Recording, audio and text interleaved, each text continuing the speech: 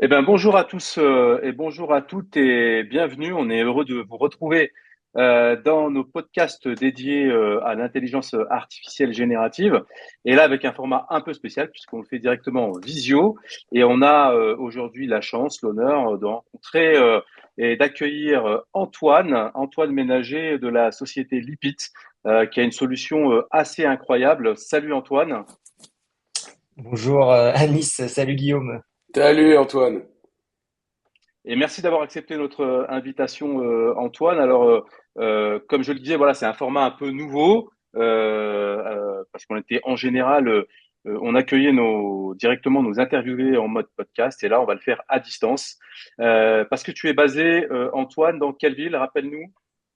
Là, Paris à date, mais on se balade un peu partout. On a une politique full remote chez Lipit. Bon, super. Alors aujourd'hui, l'objectif, c'est de parler d'intelligence artificielle, de parler essentiellement aussi de ta solution, de parler ce qui se passe actuellement dans le domaine de l'IA, un domaine qui va très très vite, avec beaucoup de mouvements, et une solution, de parler de ta solution 100% française, on va y revenir. Et peut-être, juste pour commencer l'introduction de cet échange, on va peut-être te laisser la parole, Antoine, pour commencer par te présenter avant de parler de ta société, ta Et, solution. et si tu souhaites partager ton écran, tu peux aussi partager ton écran. On va y Bon, venir sur la présentation. c'est exactement, on va d'abord se présenter sans partage d'écran. J'avoue que j'ai pas l'honneur d'avoir des slides à mon effigie non plus. Euh, non, bah Antoine Ménager, entrepreneur multi-récidiviste, j'aime bien dire, dans l'IA avant la trend et ingénieur IA depuis de formation.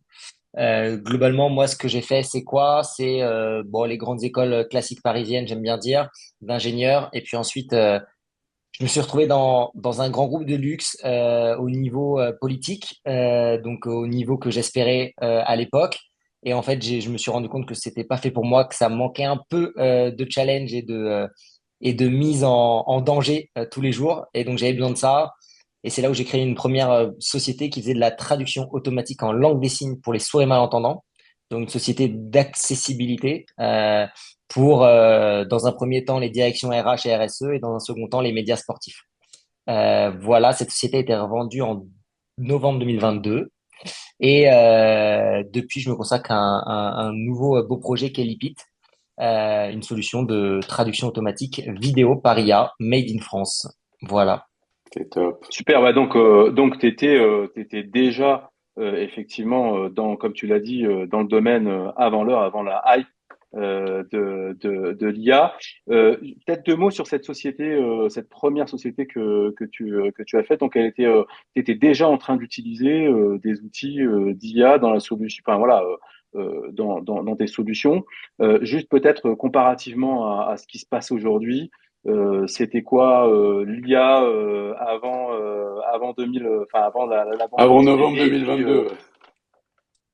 Et ben, c'était exactement la même chose que maintenant, parce qu'en gros, toutes les briques unitaires qu'on utilise encore maintenant dans l'IA, que sont des transformers notamment, sont issues de 2016 et de recherches de Google de l'époque.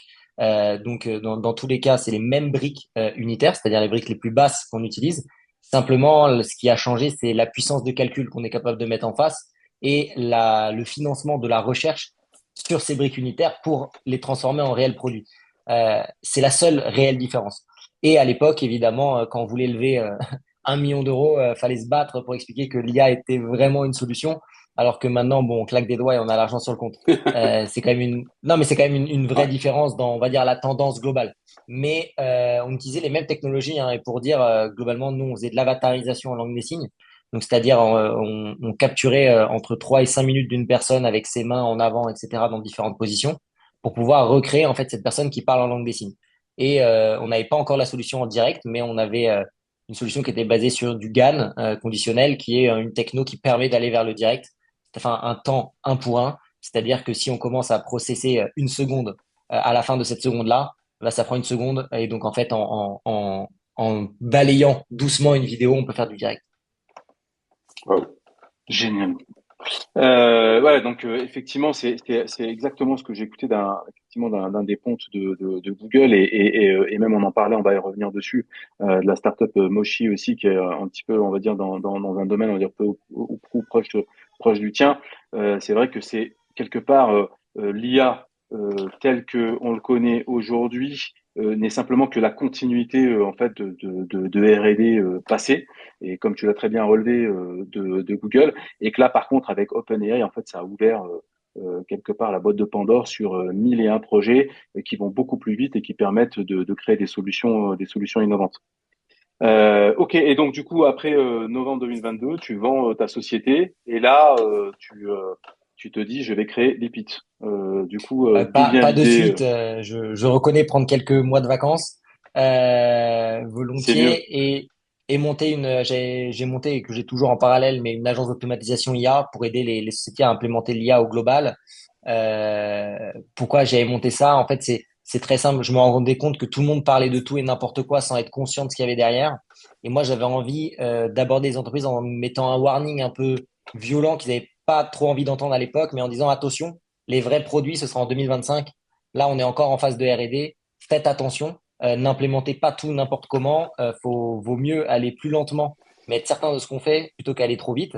Et donc, le but était plutôt d'accompagner les boîtes à se structurer doucement vers ce changement, donc notamment de la structuration de données, etc., qui en fait, certains m'ont remercié pour l'année suivante pour pouvoir se plug à du LLM en fait en une demi-journée, parce que tout était déjà en base de connaissances et tout est déjà structuré.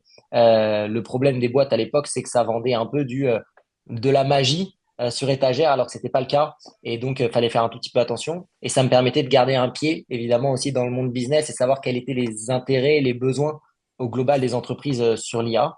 Parce que, bon, les vacances, c'est bien, mais rester au contact des sociétés, c'est toujours mieux. Et du coup, Lipit s'est réellement lancé début d'été 2023. D'accord. Ouais, donc Ok. c'est quand même assez récent dans le lancement de ta société. Juste un petit point là pour faire la transition par rapport à ce que tu dis, et un sujet important parce que ça permet aussi de donner du conseil à ceux qui nous écoutent. Tu as dit un sujet, enfin tu as relevé un point extrêmement important dans la mise en œuvre de projets IA dans les structures. C'est que effectivement quand on veut créer de l'automatisation ou de la génération de contenu ou même de données derrière, ce qui est important à la base, hein, c'est la structuration de la donnée amont. Je pense que c'est effectivement les sujets que tu rencontrais. Enfin, moi, j'étais dans le domaine de l'IT, dans les différents projets que j'ai pu mener, et j'ai fait des projets notamment avec certains grands industriels. C'est vrai que le nerf de la guerre de départ, hein, c'est quand même la structuration des données pour pouvoir entreprendre des projets de grande envergure. Et c'est effectivement parce que tu dis que c'était dans le passé, mais aujourd'hui c'est encore le cas. C'est-à-dire que beaucoup de gens se sont cassés les dents parce qu'ils n'avaient pas justement structuré et nettoyé leur phase amont. Ouais, t'as la moitié des projets qui sont tombés à l'eau à peu près, hein. Donc, ouais, mais parce qu'ils vont trop vite. Le niveau de l'IA actuellement, c'est ce que j'expliquais en conférence l'autre jour. Il faut éviter de partir, j'étais avec des industriels, sur des trop gros projets dès maintenant, parce que ça a un coût qui finalement, tu le jettes à la poubelle à la fin, quoi. Mais la partie structuration des données est vraiment intéressante, ouais. Bah, au global, Oh, juste pour revenir là-dessus, euh, la participation des données est importante, mais surtout, les technologies ne sont pas matures. C'est Mm. quelque chose qu'il faut aussi avoir en tête où on nous fait des démos à tout va, incroyable, c'est super. Mais en fait, c'est des technologies qui marchent sur des use cases très précis. Et une technologie qui marche uniquement sur un use case trop précis, c'est une technologie de recherche, c'est pas une technologie produit. C'est pour ça que moi, depuis 2023, je me bats pour dire attendez 2025 pour implémenter réellement les produits sur étagère. De toute façon, ça va prendre 2 ans le temps de se structurer, c'est normal, parce que quand l'argent coule à flot, on a l'impression que les produits sortent, mais en fait, la réalité, c'est que c'est de la R&D qui sort. Et faut faire absolument. vraiment très Mm. attention. Les seuls qui savent faire ça dans les GAFAM, c'est Amazon et Microsoft, qui ils sortent des choses, ça marche jamais super bien, mais par contre, c'est super robuste. Et c'est là où il faut faire attention aux autres, où ils ont l'impression de plutôt faire des effets d'annonce. Tu vas être méchant Je avec citerai pas Là, les boîtes en question, mais tu vas bref. être Ouais. méchant. Tu vas être méchant avec Google, hein. Je citerai personne. Alors, revenons à Lipit. Alors, effectivement, tu lances ça en 2023. Alors, Lipit, d'où te vient l'idée? Qu'est-ce que c'est? Comment ça se passe? comment se fait le lancement et pourquoi tu le fais? Ah, il y a plein de raisons. Alors, d'abord, ça vient d'un besoin très clair des sociétés à l'époque pour qui je bosse, qui me disent, qui me font remonter que il commence à y avoir un sujet d'internationalisation dans les sociétés françaises qui est malheureusement pas très bien aidé par les technologies et ça se dit parce que l'IA commence à créer une promesse de tout est possible que peut-être l'IA pourrait aider. Parce qu'il faut se mettre dans le cadre de début de l'été 2023, rien n'existe, hein. C'est fou de se dire ça, de se dire ça à date en septembre 2024, mais en C'est clair. mi-2023, rien n'existe. D'accord? On a de la génération de voix, mais bof.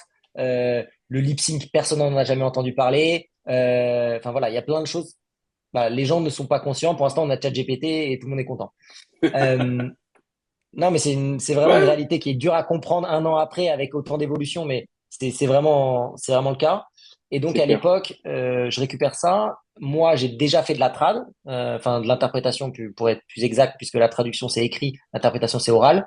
J'ai déjà fait de l'interprétation du coup en langue des signes sur ma boîte précédente. Je vois exactement les problématiques données, entraînement d'algo sur ces sujets-là.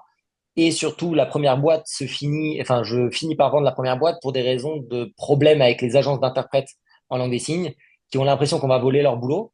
Et je me dis que dans le monde un peu plus large de l'interprétation au global sur d'autres langues, peut-être qu'on aurait plus de portes ouvertes et qu'on pourrait mobiliser un peu plus de gens sur le sujet.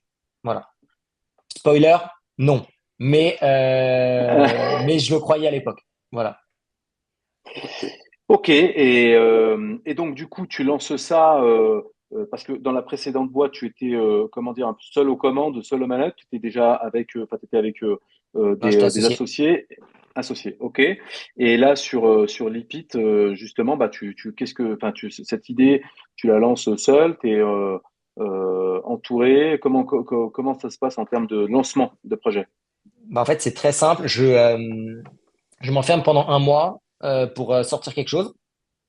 Donc quelque chose franchement, sans complexité folle, hein. C'est-à-dire que je connais les briques algorithmiques de base, je les branche, je fine-tune, je teste sur des vidéos et je sors des rendus, donc ce qu'on appelle proof of concept, qui permet de Ouais, montrer que c'est possible de le faire sans trop de temps et surtout que bon bah ça promet pour la suite. Voilà.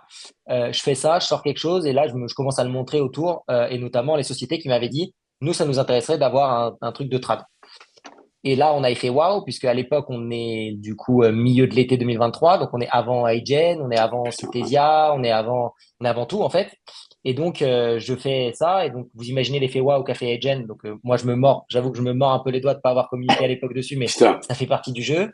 Et donc je montre ça, et donc là ça fait effet boule de neige. Donc le réseau m'appelle très vite en disant ah, tu montes une boîte, on investit. J'avais pas prévu de monter une boîte tout de suite, mais bon l'opportunité était trop belle.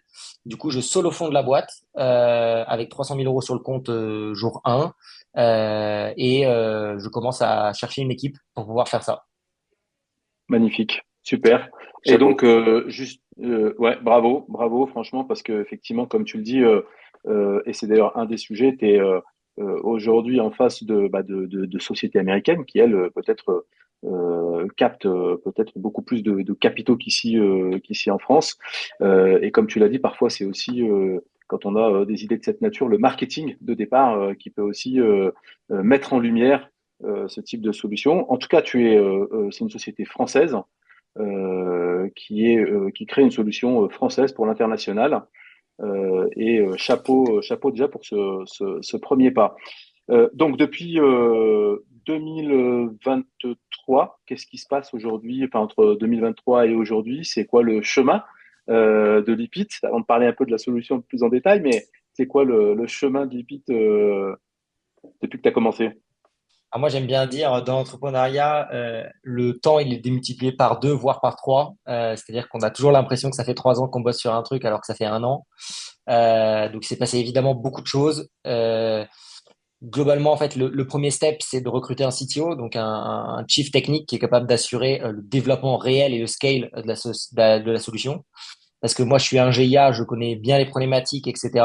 Néanmoins, je suis très fort sur la phase d'idéation. Mais entre l'idéation et des serveurs qui tiennent, il y a un grand pas. surtout dans l'IA. Et donc, voilà, l'urgence était surtout de recruter quelqu'un soit capable de gérer une team technique derrière. Ensuite, on a lancé un pré-produit en décembre 2023, donc qui était un MVP sur plusieurs typologies de clients pour voir un peu là où était le product market fit, c'est-à-dire quelle typologie de clients on allait réellement targeter en marketing ou non. Donc là, dedans, on avait de la boîte de prod, on avait de la boîte de pub, on avait du broadcaster, on avait du e-commerçant et du grand compte classique formation et du e-learning, pardon aussi. Et avec ça, ça nous a permis un peu de savoir quel était le produit possible à créer qui permettait de répondre à plusieurs usages en même temps. Parce qu'en startup, il faut aussi être conscient que faut se laisser des cartes de pivot, c'est-à-dire des axes de sortie dans le cas où client 1, ça marche pas, bah, faut aller client 2. Client 2, ça marche pas, faut aller client 3. Il faut être capable de créer une solution qui permet de répondre à en fait plusieurs usages et après faire en sorte que le marketing aille d'un sens ou dans l'autre. Et ensuite, on a sorti en avril 2024 la bêta ouverte, donc à tous, avec du coup un focus très B2C, small B2C, B2C pardon, small B2B en premier target. Donc c'est-à-dire des petites sociétés, des gens qui font de la production de contenu, mais sans échelle assez abusive. Et en fait, on s'est rendu compte que notre produit, et notamment au vu de la concurrence, au vu du positionnement qui était très compliqué, de se dire en face, on a des mastodontes qui dépensent en marketing, en ads, enfin bref, ce que j'aime bien dire, c'est la cloche négative. Globalement, en startup, il y a toujours un moment où on est en négatif. Les Américains, ils savent très bien faire ça et creuser très profond avant de remonter. En France, on sait pas faire. C'est hyper important de le dire. Alors, il y a des boîtes qui ont réussi à le faire, mais en fait, c'est des cloches qui sont pas très négatives, hein. C'est des boîtes qui sont pas rentables pendant 2, 3 ans maximum. Les Américains, ils font des boîtes qui sont pas rentables pendant 10, 12, 15 ans. Euh, Amazon a mis plus de 15 ans pour avoir, je crois, son premier trimestre de rentabilité. Exactement. Donc nous, on sait pas faire en France. Et il faut être aussi conscient des cartes avec lesquelles on joue. Et donc se dire comment est-ce que nous, on se positionne sur un marché, en fait, qui a besoin de nous, qui a besoin de Lipit plutôt que de Agen ou de Raskai ou de Synthesia ou de concurrents. Et qui a Et en besoin fait, de là, on s'est l'EPIC dit, tout de suite, en fait. C'est ça le exactement. sujet. Et là, on s'est dit, OK, c'est quoi les leads entrants qui nous viennent en disant, on a testé ou on a contacté Agen, on veut pas, on veut être chez vous.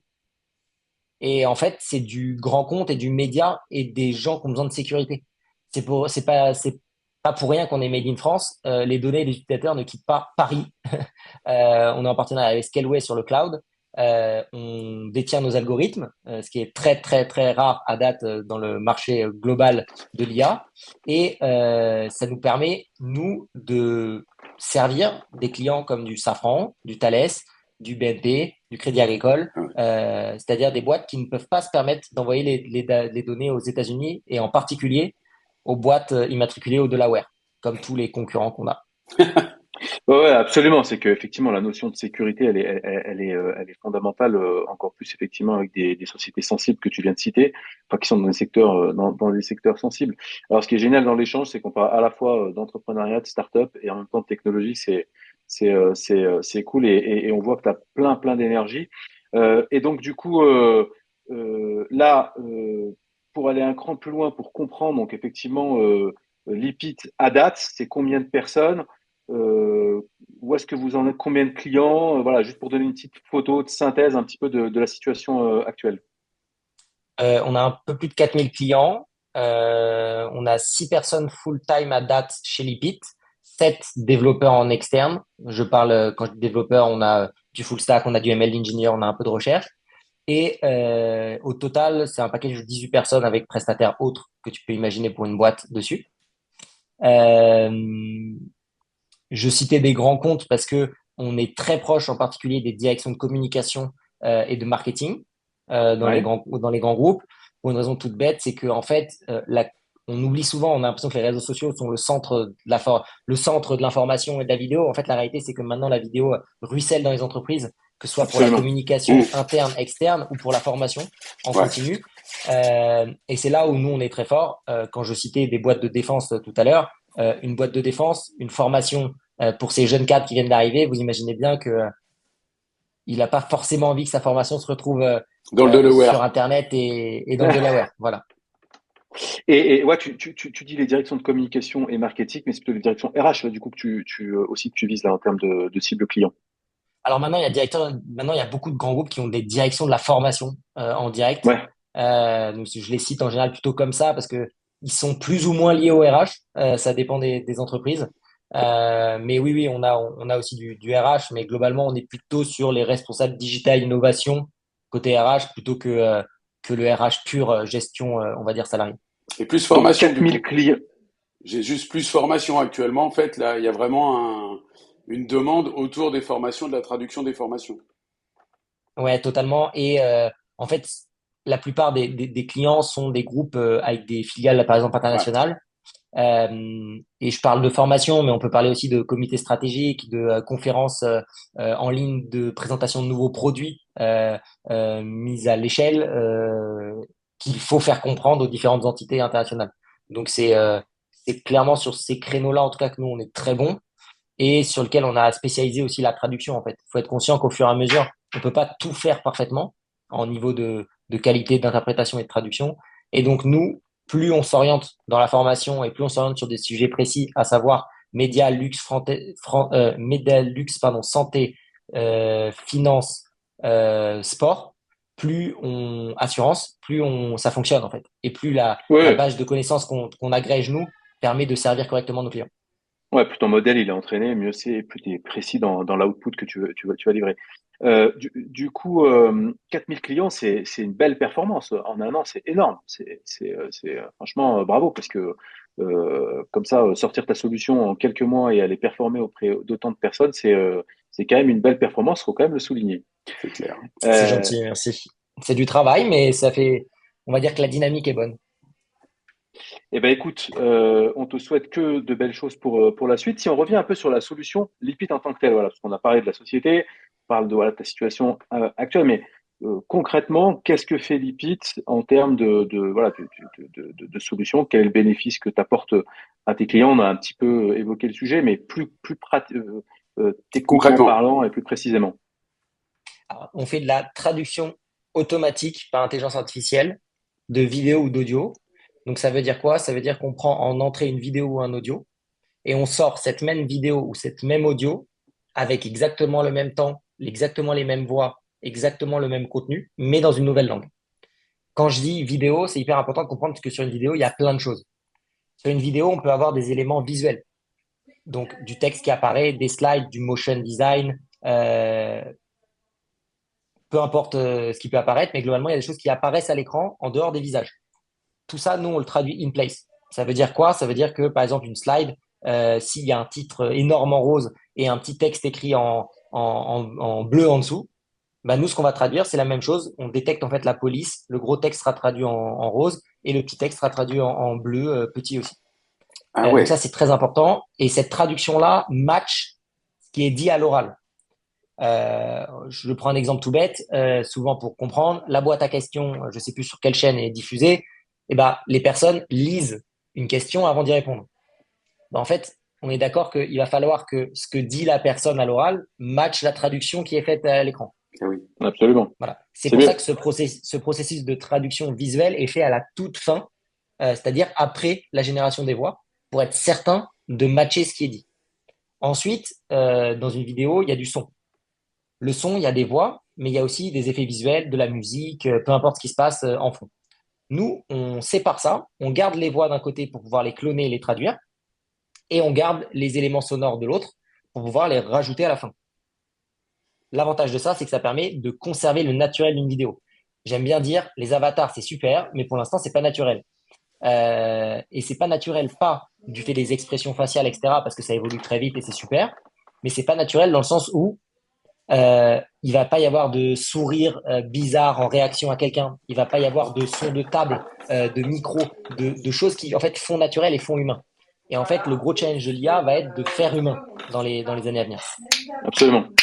Ensuite, une fois qu'on a passé le son, donc on a reproduit la voix, on l'a traduite, on l'a générée dans une nouvelle langue.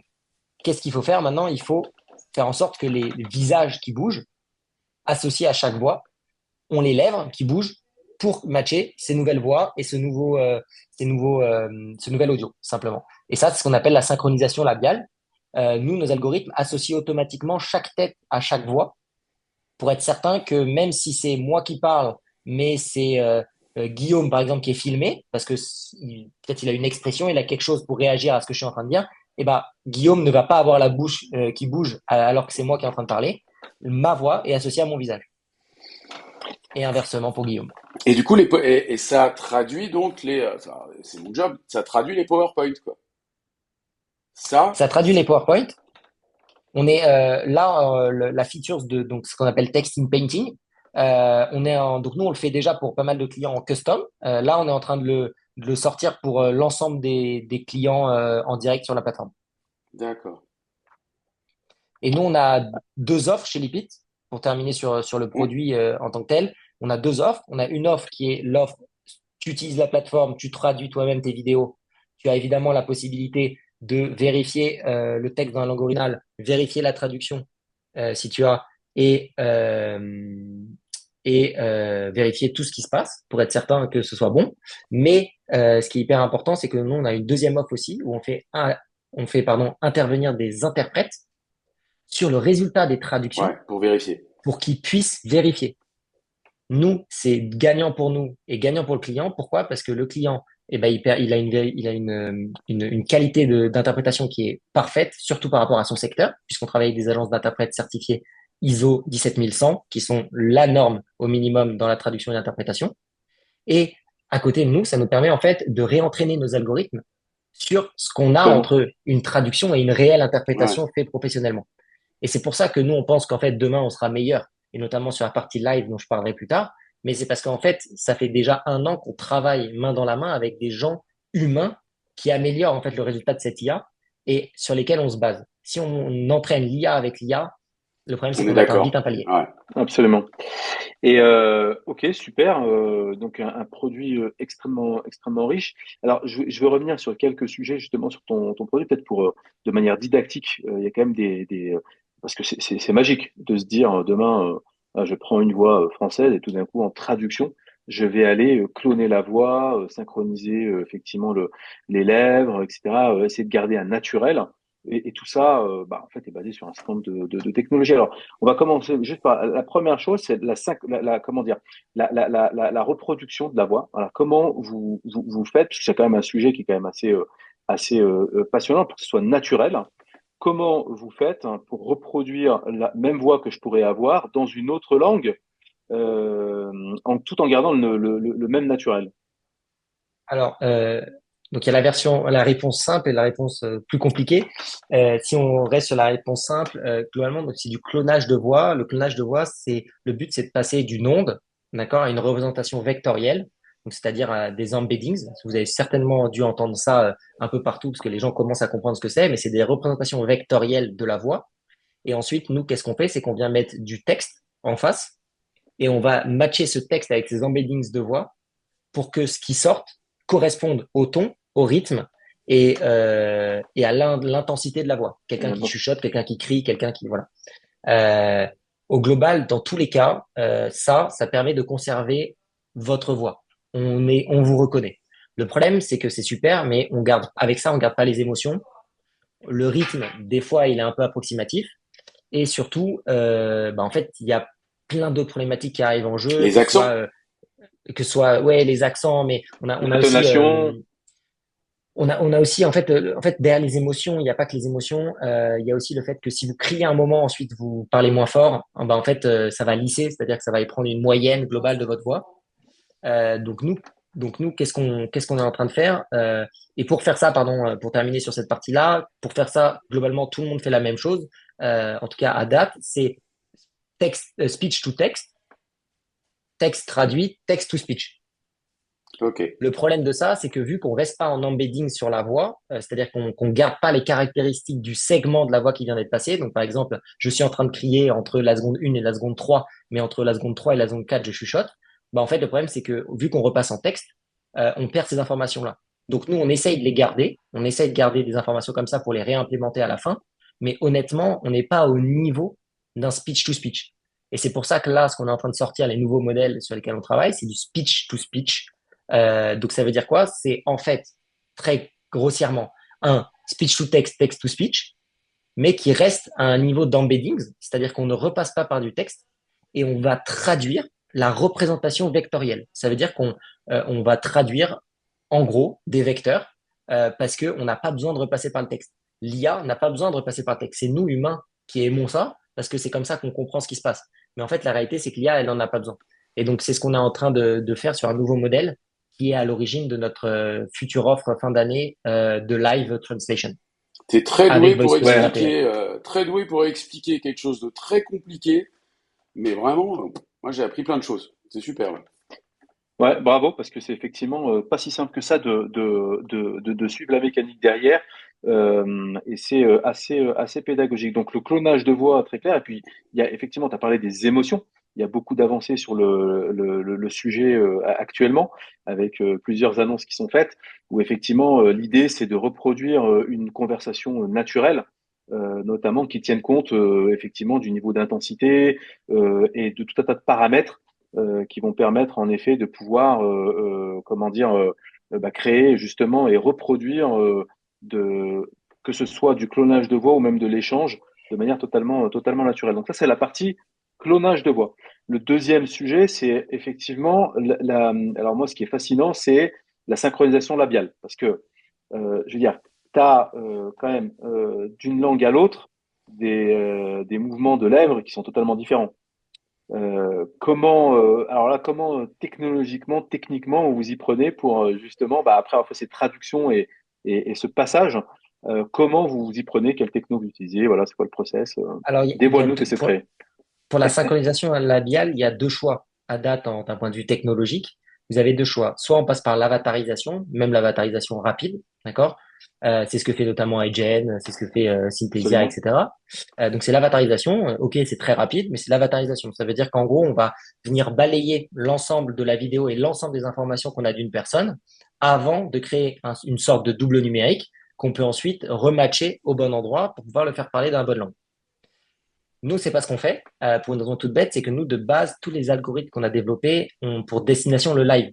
Notre vision depuis le début, c'est que, en fait, demain, personne ne va traduire ces vidéos dans plein de langues. C'est fastidieux, c'est de l'anticipation et des coûts complètement aberrants.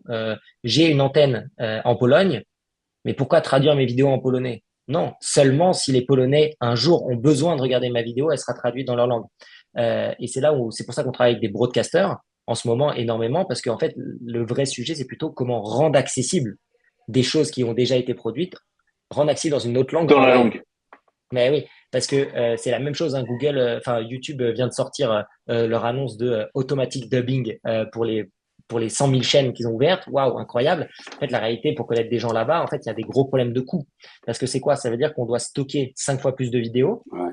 Ça veut dire qu'on doit Dans toutes les targeter langues. une audience qui est pour l'instant pas targetable, plus qu'on doit traduire dans toutes les langues. Il faut être conscient que globalement, à date, les technos, de toute façon, coûtent très cher. Hein. Même quand on est en propriétaire, on est sur du 10 à 20 centimes la minute.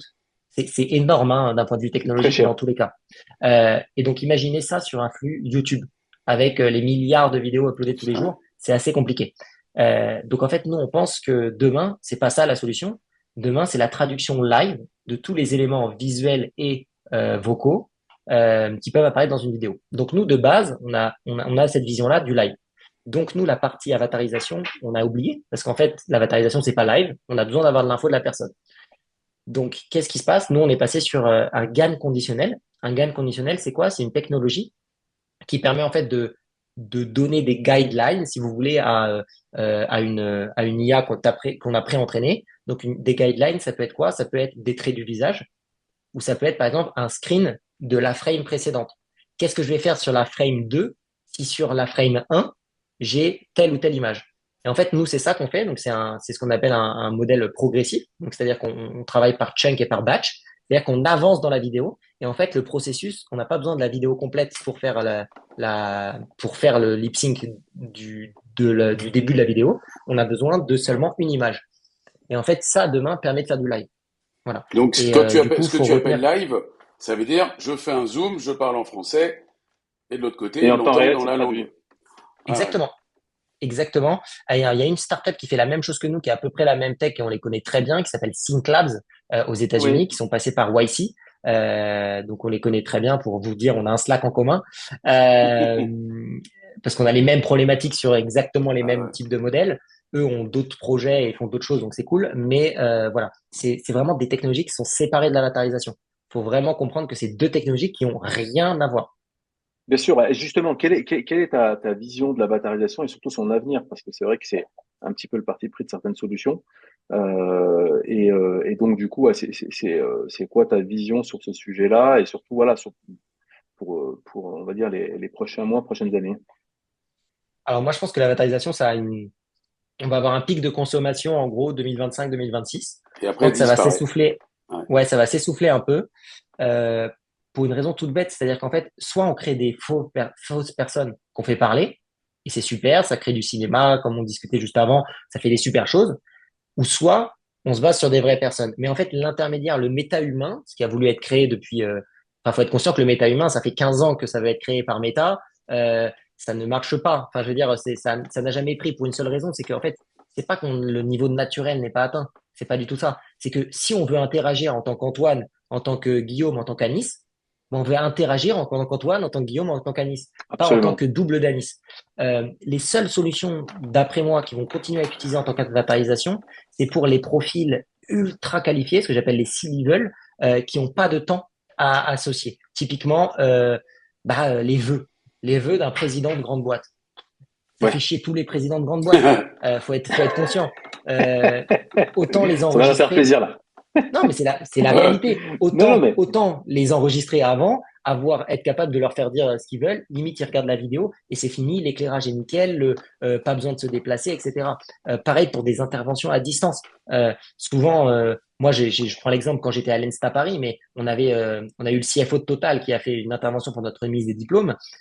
Ben, en fait, le mec, il arrive en mototaxi, il reste 3 minutes, le script est déjà écrit, il le lit sur place, il repart.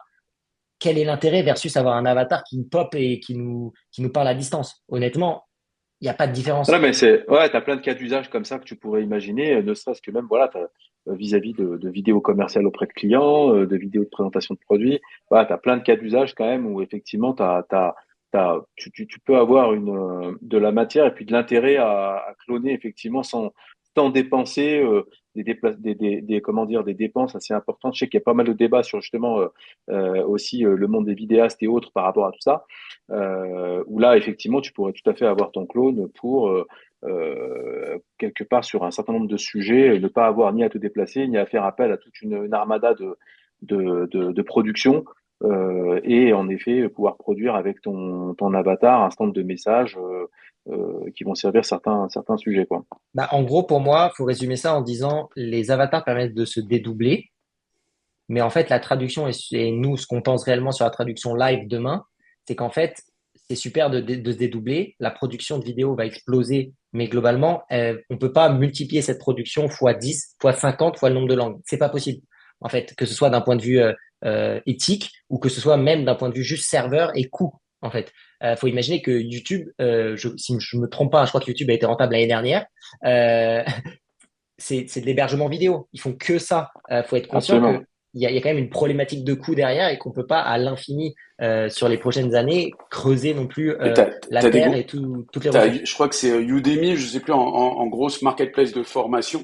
Donc il y a des milliers et des milliers d'heures qui est passé en mode traduction dans toutes les langues. Ou qui est en cours de traduire en toutes les langues les modules. Donc ouais, effectivement, ça va leur coûter un braquage, quoi. Ok, et juste pour revenir sur tout ce process, du coup, par rapport à l'ensemble de tes fonctionnalités, avant de parler du live, effectivement, on continue un peu là-dessus. Juste pour revenir sur, ton accompagnement auprès des entreprises, tu disais que, en effet, bah, les personnes peuvent soit utiliser ta solution de manière autonome, soit avoir, derrière, la production des différents contenus, une équipe derrière et qui va venir et qui va consolider. Donc aujourd'hui, si on devait, parce que c'est aussi un des sujets de l'IA, c'est de pouvoir faire gagner du temps et de l'argent à certaines entreprises. Là aujourd'hui, en termes de bénéfices, qu'est-ce que ça, voilà, concrètement, si on devait le concrétiser, qu'est-ce que ça veut dire pour elles? Et puis également, quelle est la part, je veux dire, si on devait être dans un process classique, en termes de temps de production, en termes de coûts que ça représenterait, en termes de temps humain, voilà, si tu pouvais comparer, les deux process. Alors, pour nous, ce qu'on voit globalement, c'est, on aime bien dire, du 5 pour 1. Ça veut dire que une fois qu'on upload sur Lipit, entre le temps algorithmique plus le temps de la personne pour corriger, pour être certain que ce soit nickel, c'est 5 pour 1. Donc, c'est-à-dire 5 minutes pour 1 minute de vidéo. Alors, évidemment, enfin, on est systématiquement en dessous, mais c'est important d'avoir en tête, et c'est ce qu'on dit notamment aux grands groupes avec lesquels on bosse, et quand ils font ruisseler un peu la solution, c'est dire attention, ça prend quand même du temps. D'accord? C'est magique l'IA, mais par contre, il faut vérifier qu'il y ait des choses qui soient bien faites quand même, et notamment les noms propres, les bases de connaissances, enfin bref, plein de choses qui sont en lien avec votre entreprise. L'IA ne peut pas deviner que Anis Bousby s'écrit exactement avec un H à la fin. Mm. D'accord? Surtout si on respecte, alors bon, tout le monde ne respecte pas, mais si on respecte les normes RGPD et l'anonymisation des noms propres, euh, c'est impossible de le savoir. Impossible, absolument. Voilà. Et donc, nous, on dit 5 pour 1. 5 pour 1 en utilisation en direct. Et sinon, nous, ce qu'on fait en Presta pour les entreprises, c'est-à-dire quand ils nous donnent les contenus nous-mêmes et que nous, on les livre ensuite avec les interprètes que je citais, là, en gros, nous, on livre des paquets de 7 heures de vidéo sous 5 jours ouvrés. Donc, ça veut dire que globalement, à partir du moment où vous nous donnez une vidéo, et ben, on a 5 jours ouvrés pour vous le livrer. Au global, en moyenne, à date, on est à 3 jours. Et comparativement à un process plus classique, totalement humain, aujourd'hui, Ouais, déjà, ouais, il C'est faudrait vrai, les c'est vrai, traducteurs. j'avais oublié cette partie-là. C'est comme si c'était déjà derrière moi. ah, mais c'est sûr, ouais, mais c'est justement là où le shift est en train de se faire. C'est-à-dire que tu as encore un certain nombre de personnes, même si elles veulent chercher des solutions, que malgré tout, elles continuent dans du process plus classique. Ben, alors, c'est un beaucoup plus cher. Donc, déjà, si vous voulez, si on utilise on va dire les méthodes de doublage classiques ou d'interprétation ou de traduction classique, au global, hein, pour dire, nous, donc en rapidité de production, on est au niveau tout compris, donc c'est-à-dire clonage vocal, synchronisation labiale, pricing, sous-titres, etc. On est au niveau du sous-titrage fait par les agences. Ça veut dire qu'une agence vous facture le sous-titrage juste. Dingue. Ben, nous, c'est ce qu'on fait, mais Mais on il le y a rend la accessible totale. dans 5-10 langues. Ouais. Voilà. Pour comparer en prix. Alors, tu vois, ce qui est vraiment intéressant dans ce que tu dis, c'est que là, c'est une traduction très concrète du gain, en fait, de temps et certainement du gain financier que peut aujourd'hui mettre en œuvre une entreprise en termes de process au sein de ses différentes activités. Et c'est pas du vent. Et ce que j'aime bien dans ton message, et je trouve que c'est important de le dire, c'est que l'IA, c'est génial, mais c'est pas magique. Et qu'il y a quand même un peu, et deux aspects, c'est ce que tu as dit. Le premier, c'est que c'est encore en progression, et ça va continuer de l'être dans les mois et les années à venir. Et le deuxième point, c'est que ça suppose quand même un peu en termes de données d'entrée, des données qui soient quand même propres, bien structurées, à minima, en tout cas pour que l'IA puisse interpréter correctement et donner un résultat en sortie qui soit conforme à l'attente du client, quoi. Exactement. Et globalement, nous, en fait, c'est très simple, hein, pour convaincre les clients, c'est une démo et c'est fini, hein. On n'a pas besoin, honnêtement, beaucoup plus, pour une raison toute bête, c'est que eux, systématiquement, les traductions, d'accord, et même les traductions écrites sont livrées sous 2 semaines. Euh, donc il faut quand même se rendre compte que là, on est sur un niveau de personnalisation, d'engagement de la nouvelle audience sous 5 jours si vous faites en offre accompagnement et en self-serve sous la demi-heure si vous avez à traduire la vidéo. Donc, en fait, souvent, et c'est pour ça qu'on a deux packages, c'est parce qu'en fait, il y a des entreprises qui prennent une offre hybride, c'est-à-dire qu'ils vont, pour certaines vidéos internes rapides à traduire au jour le jour, etc., ils prennent la partie self-serve, c'est-à-dire vraiment utiliser la plateforme Lipit. Et pour les vidéos plus importantes, les vidéos où il faut absolument vérifier la traduction, où bah, ça va être communiqué à l'échelle en général internationale, à ce moment-là, il passe par l'offre accompagnement. Clair, très très clair, très très intéressant. Alors, je regarde en même temps le temps parce que en fait, comme on parle de manière passionnée, le temps va très vite. Je pense qu'on a fait le tour de aujourd'hui là, parce qu'il y aurait encore plein de choses à dire, mais je pense que tu nous as fait une présentation très didactique Et à on la a fois appris de plein de choses. Voilà, moi, et on waouh. a appris plein de choses. En tout cas, déjà bravo pour ce que tu fais. Juste pour le petit temps qui nous reste derrière, peut-être Antoine, moi je voudrais, voilà, tu baignes dedans et tu crées la solution. Aujourd'hui, au cœur de l'IA, quelle est aujourd'hui un petit peu ta vision sur l'actualité entre voilà comment on fait pour comment dire euh, séparer un petit peu les news comme ça un peu effet waouh hein, et puis la réalité. Quelle est ta vision de l'IA aujourd'hui et comment tu vois l'IA évoluer dans les mois, on va dire mois à venir, parce que les années à venir, je pense que c'est un peu compliqué, mais déjà dans les prochains mois, c'est important. Et puis, je reviens aussi sur un dernier sujet qui est important quand tu accompagnes des clients, c'est voilà, quels conseils tu donnerais aux entreprises pour implémenter l'IA au sein de leur structure. Euh, alors, je vais commencer par le deuxième parce que ça va permettre d'enchaîner sur la première question. La deuxième question, c'est qu'est-ce que je conseille aux entreprises, c'est de prendre le temps. Honnêtement, nous, on est des vendeurs, hein, c'est la réalité, on développe des solutions, donc on a envie de vendre à tout prix. Mais la réalité, moi, ce que je préfère dire, c'est prenez le temps de réfléchir sur vos réels besoins. Déjà, ça évite les effets waouh. C'est-à-dire, qu'est-ce que vous avez vraiment besoin et faites une analyse pendant 2, 3 mois de la productivité de vos personnes sur des sujets très précis. Je prends un exemple tout bête, on bosse avec de l'assurance, du bancaire. Évidemment, sur ces sujets-là, automatiquement, c'est on fait des pricing automatisés par IA, on fait de l'analyse de risque automatisée par IA, on passe des ordres automatisés par IA. Voilà. Ça, c'est un peu la fabulation. Dans la réalité, quand on regarde la productivité des gens, c'est quoi? C'est proposer une liste de choses à faire à quelqu'un qui passe des ordres, par exemple, avec des ordres de priorité en fonction de sa capacité à faire tel ou tel choix. C'est la capacité à structurer les données en amont d'un meeting pour être capable de gérer au mieux le meeting. En fait, c'est des sous-choses dont on ne pense pas avant de s'y mettre réellement et de travailler sur le sujet. Ce qui est super bien et dans pas mal de grands groupes qu'on a vus, c'est ils ont depuis 2023, on va dire, lancé réellement des directions IA et innovation qui viennent se plonger dans les métiers un par un des sociétés pour être capable de dire c'est quoi le réel besoin. Parce que dans ce cas-là, j'ai envie de dire, si on ne réfléchit pas sur le besoin, on peut mettre de la vidéo automatisée par Kling AI ou des photos automatisées par Midjourney dans du bancaire. Enfin, je veux dire, ça n'a aucun sens. On pourrait mettre tout Bien partout. sûr. Mais C'est quoi le besoin et c'est quoi le bénéfice que j'en attends derrière? exactement. Et c'est réellement, l'IA, elle est là pour augmenter la productivité. Faut pas oublier que les tracteurs, quand ça a été inventé, il y a eu pareil, hein, une énorme polémique, ça a remplacé 30 agriculteurs. Euh, en fait, la réalité, c'est qu'il y a les agriculteurs, ça existe toujours. C'est juste qu'il a été dans le tracteur pour le conduire. L'IA, c'est la même chose. Il faut considérer que les emplois vont bouger, mais que les personnes vont juste être démultipliées, comme on le disait avec les avatars, vont pouvoir traduire tout en un clic, vont pouvoir se renseigner et avoir de l'information plus vite que les autres, mais c'est de la productivité. On n'est pas là pour réinventer le monde. Ça ne va pas réinventer le monde. Ça va juste faire tomber des barrières et augmenter la productivité globale. Et donc, pour les mois à venir, qu'est-ce qui va se passer? Déjà, moi, j'ai une conviction que 2025 va être l'année de consolidation des produits.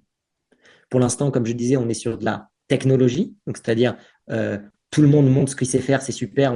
Tout le monde essaye d'avoir le bout du pain, mais du gâteau global plutôt. Mais vraiment, 2025 va être, non, le pain, c'est plutôt en France, hein, le pain rassis, on essaye de Ouais. récupérer ce qu'on peut. Euh, les Les Américains récupèrent miettes, le les gâteau et miettes, nous, les miettes, on récupère la les pâte. miettes, les miettes, Ouais. les Euh, miettes. mais non, en fait, la réalité, c'est que ça va se structurer en 2025. Donc, moi, ce que je dirais aux entreprises, c'est à date, les seuls technos matures qui peuvent réellement implémenter dans l'entreprise, c'est-à-dire en natif, on-premise, c'est les LLM, parce que globalement, le LLM, ça fait 2 ans, ça commence à vraiment se structurer, ça s'améliore de jour en jour, mais au global, on a touché vraiment un pic de raisonnement voilà, et de qualité de réponse. Ouais. Franchement, ça s'améliore, mais par exemple, ce que fait OpenAI, c'est super, hein, mais le O1 Preview, c'est Ça un change rien. GPT-4 connecté à lui-même, hein. Ouais, ouais, enfin, ouais, j'ai fait des tests, c'est pas non plus waouh, wow effect, hein. Voilà. En fait, ils ont juste expliqué à l'IA comment réfléchir comme un humain. C'est juste ça qu'ils ont fait. Donc, en gros, c'est un très beau prompt assez magique, mais c'est tout. Donc, le LLM est vraiment le niveau, en tout cas à date, à maturité. Ensuite, moi, je suis persuadé que l'audio va être sur 2025 et 2026. Donc, ça va être les 2 belles années d'audio, donc traduction live comme nous, on va le faire. Euh, Clonage vocal, mais tous les assistants que vous aurez au téléphone dans 2 ans, ce sera de l'IA, parce que bah, aucun intérêt que ce soit un Indien qui vous parle si de l'IA hébergé chez vous peut le faire et moins cher. Euh, et ensuite, je pense que dans 2 ans, c'est là où la vidéo va réellement arriver et les effets waouh vont être passés. Et maintenant, on va réellement se poser la question de qu'est-ce que la vidéo générée par IA apporte réellement. Au-delà de dire c'est super, je peux faire des super trucs, des super films gratuitement. Voilà, concrètement, qu'est-ce que ça permet dans le monde? Parce que le monde tourne avec de la génération d'argent. La génération d'argent, c'est pas en faisant des belles vidéos sur Kling AI voilà, ou sur les dernières techs qui viennent de sortir, qu'on va faire tourner le monde. Il faut réellement trouver des usages et pour l'instant, en tout cas, les usages ne sont pas trouvés. Donc, je pense que les usages vont être définis sur l'année prochaine pour la vidéo et d'ici 2 ans, les réels produits qui sortiront. Là, les usages dépendent aussi des possibilités techniques. Là, aujourd'hui, on parle de vidéo, même dans la photo, enfin, on a encore plein de limites. Tu vois, les trucs tout bêtes d'insérer du texte dans les images. Voilà, là, ça comment idéogramme commence à se débrouiller un peu, mais on n'y est pas encore. Effectivement, je te rejoins complètement sur les 1 à 2 ans, voire 3 ans, je pense, pour la vidéo. Et du coup, C'est par ça. contre, Donc, en gros, le texte, on a passé le texte. ouais, Honnêtement, l'audio arrive année prochaine, année suivante. Et ensuite, ce sera l'image après, les l'image photos et et vidéos. vidéo après. Ok. Moi, derrière ça, il y a une question encore sur la partie A, après une question sur l'EPIT. Parce que cet avenir de l'IA aussi, l'IA consomme énormément de ressources. D'ailleurs, c'est là-dessus que les levées de fonds vont se faire, hein. Il faut augmenter la puissance de calcul aujourd'hui. Et, euh, et aujourd'hui, alors moi, je me pose aussi beaucoup de questions un peu, on va dire, terre à terre, notamment sur tout ça, supposant des ressources, les ressources étant limitées. Est-ce que tu penses pas qu'il va y avoir à un moment donné un clash, justement, parce que tu parlais de trouver les usages, c'est comment utiliser ces outils quand même assez exceptionnels pour des usages qui permettent de faire tourner le monde. J'aime bien ton expression de faire tourner le monde. Et aujourd'hui, faire des vidéos qui n'ont effectivement ni queue ni tête et qui n'ont pas de sens, n'ont peut-être pas la priorité par rapport aujourd'hui à des enjeux liés peut-être au médical ou à la santé. Donc du coup, euh, est-ce que c'est des sujets auxquels tu réfléchis aussi et quelle est ta vision sur la question? Euh, C'est une réflexion très éthique, je pense, à avoir. Mais au bout d'un moment, il faut être réaliste aussi sur le capitalisme qui drive notre monde. Euh, Si la création de contenu et la production au global de à peu près tout ce qui peut exister dans le monde a explosé ces dernières années, donc les 20 dernières années, c'est pas pour rien et c'est pas fait pour s'arrêter. Parce que ça fait beaucoup plus d'argent que du médical, par exemple. Alors oui, je pense qu'il y aura du clash et à un moment, on va se retrouver sur réellement des choix très éthiques bizarres, de se dire, je sais pas hein, si on anticipe, si l'IA avait été aussi puissante au moment du Covid, par exemple, est-ce que toutes les boîtes qui ont les puissances de calcul auraient autorisé qu'on prenne 32, 100, 200 de leur GPU pour faire tourner des algos de détection et de création de vaccins? Je suis pas sûr. Honnêtement, je suis pas sûr. Je pense que chacun va garder ce qu'il peut pour lui. Et par contre, ça va continuer à se développer. Mais en fait, je pense que c'est pas très grave dans le sens où les technos vont être de plus en plus vertes parce que de toute façon, sinon, c'est fini, j'ai envie de dire. Donc, de toute façon, on n'a pas le choix. Et surtout, les modèles vont consommer de moins en moins. C'est aussi ça, c'est-à-dire que, enfin, faut être conscient, vos téléphones, on prend nos téléphones d'il y a 10 ans, vous mettez une vidéo YouTube dessus, le téléphone, il plante, hein. Pourtant, c'est la même taille, c'est le même téléphone. Bah, tu Donc, en regardes, fait, regarde les ordis. Toi, tu es jeune. Si je prends moi qui suis un vieux, j'ai retrouvé il y a pas très longtemps mon ancien ordi. J'ai réussi à faire redémarrer un ordi un Mac qui avait 20 ans.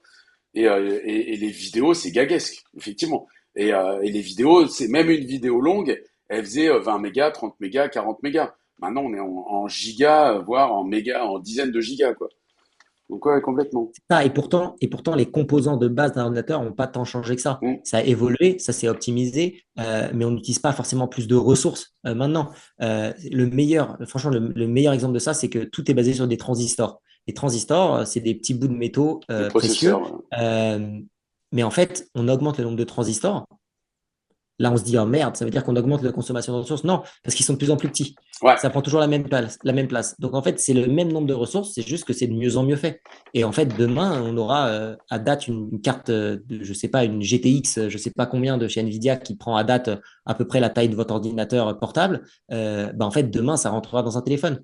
Et, euh, et donc, on va pas avoir de problématique de ressources, on va juste avoir une problématique d'optimisation de ces ressources. Voilà. Donc moi, j'ai pas peur pour l'avenir. Je pense juste que ça va se redéfinir comme ça doit se définir. Donc avec les bons côtés et les mauvais côtés. Je pense que la production et la consommation de contenu, malheureusement, va être encore très très ancrée dans les années à venir. Ce qui me désole moi d'un point de vue personnel, mais qui est malheureusement comme ça que le monde évolue, en tout cas en ce moment. Mais par contre, non, le reste va pas se prioriser malheureusement à Nice. Euh, on va pas avoir de priorisation sur les axes, on va dire, importants. Ça n'a jamais été le cas. Enfin, sauf en temps de guerre, ça n'a jamais été le cas. Malheureusement, il faudra attendre des moments très critiques avant que ce soit le cas. Ok. Super. Eh ben, écoute, merci Antoine. Et peut-être juste pour conclure là, parce qu'effectivement, encore une fois, le temps passe très vite. Euh, L'IPIT sur l'année prochaine et 2 prochaines années, c'est quoi? Pit, ben, c'est la même chose, mais tout en live et implémenté nativement sur tous les broadcasters et sur tous les ordinateurs de tous vos collaborateurs. En fait, c'est ça la vision de Lipid, c'est de se dire que, comme je le dis, c'est impossible de tout traduire en avance. On ne sait pas qui va consommer quoi, et puis ça demanderait de toute façon beaucoup trop de ressources. Donc le but, c'est quoi? C'est d'avoir un agent IA implémenté dans votre ordinateur qui détecte les flux audio, les flux vidéo, les flux textuels, tout ce qui peut se passer sur votre ordinateur et faire en sorte de le traduire en live. En fait, ça vous permet d'avoir un ordinateur multilangue. Waouh. Oh, je suis Énorme, pressé. Surtout énorme. que je suis nul en anglais, donc moi ça m'arrange. Ah bah là, c'est sûr que derrière, ça va nous permettre d'aller se propager partout dans le monde. En tout cas, Antoine, enfin, moi j'ai trouvé l'échange très très intéressant. Ta solution est super. Ton énergie d'entrepreneur, j'en parle pas. Franchement, bravo. Et moi, je te souhaite énormément de succès. Et parce que, comme tu l'as très bien dit, c'est l'IPIT est français et tu fais face à des, voilà, on va dire des géants américains quand même malgré tout en face, en tout cas de la finance américaine en face. Et puis plein de belles choses pour l'IPIT et merci pour ta présence. Et moi Ben, qui parle tout le merci à vous temps, deux. moi qui parle tout le temps d'habitude, alors là, je t'ai écouté du début à la fin et t'es vraiment scotchant. La solution est géniale, mais le fondateur est pas mal non plus quand même, hein. Et moi, je terminerai en disant déjà merci beaucoup pour l'invitation et surtout, en tant que société française ou au moins européenne, faites un petit effort de vous tourner vers les technologies qui sont hébergées chez vous. On Mm. n'a pas tous les contraintes de sécurité des personnes que j'ai citées, mais même quand on n'a pas les contraintes de sécurité, c'est toujours mieux de laisser l'argent là où on l'a fait plutôt que le dépenser outre-Atlantique. Je sais que évidemment, ça tombera dans l'oreille pendant une demi-journée avant de repartir parce que le marketing est meilleur en face. Je le sais très bien. Mais en tout cas, si vous entendez ça au moment de prendre une décision, n'hésitez pas à faire la bonne décision et à rester en Europe ou au moins en France. On te Ton fera message est passer. entendu, Ouais. enregistré et on le fera passer. Merci beaucoup. Merci beaucoup. Merci Antoine. Allez, eh ben, Salut tout le écoute, à monde. bientôt. À bientôt. Merci.